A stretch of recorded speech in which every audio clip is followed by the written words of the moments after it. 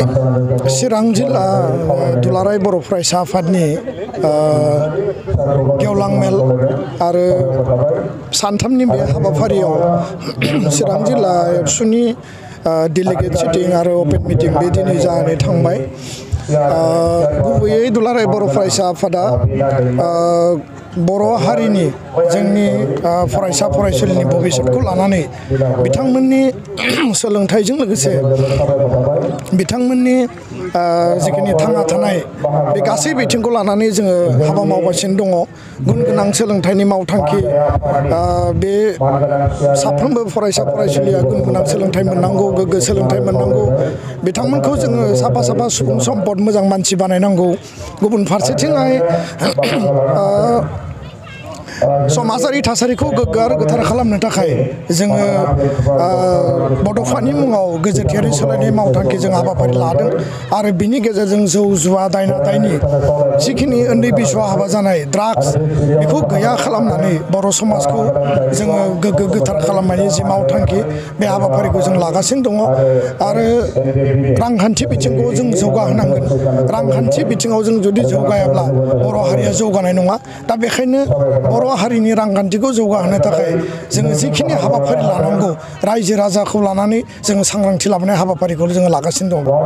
सासेबो एबसुनि बिबानगिरिया NDB हिसाबै मुं फैयाखै आरो दुलाराय बर' फरायसा आफादा NDBनि केडारनि लिस्टखौ जों मालाबाबो जमा होआखै। जुदि NDBनि केडारनि लिस्टखौ जमा होदोंब्ला प्रग्रेसिभ ग्रुप, RD ग्रुप, संबिजिर ग्रुप, थिरेन ग्रुप बिथांमोनासो होदों। दा बेखायनो दिनैनि तारिखआव दुलाराय बर' फरायसा आफादनि बिबानगिरिया NDBनि केडार जादों होननाय खुनु बिदि बाथ्रा गैया आरो बे बाथ्राया मोनसे बांसावनाय बाथ्रा।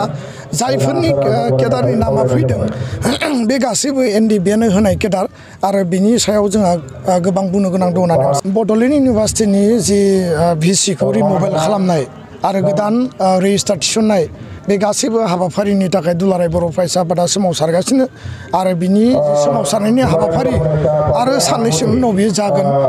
दायो गोबां माखासे थासारिनि थाखाय जों सोमावसारनायखौ साननैसो दोनथ'दों।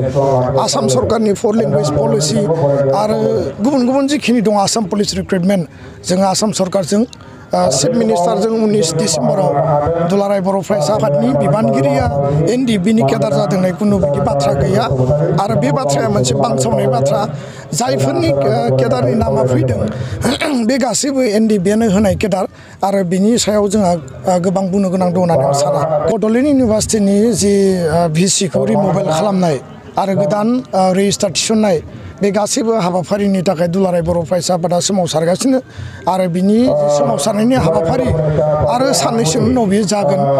दायो गोबां माखासे थासारिनि थाखाय जों सोमावसारनायखौ साननैसो दोनथ'दों। आसाम सरकारनि 4 लेंगुवेज पलिसि आरो गुबुन गुबुन जिखिनि दं आसाम पुलिस रिक्रुटमेन्ट जोङो आसाम सरकारजों चिफ मिनिस्टारजों 19 डिसेम्बराव दुलाराय बर' फरायसा आफाद आरो बर' थुनलाइ आफादजों जिरायगोन आरो बे जिरायनायनि गेजेरजों बे जेंना सुस्रांनायनि हाबाफारिखौ जों मावगोन।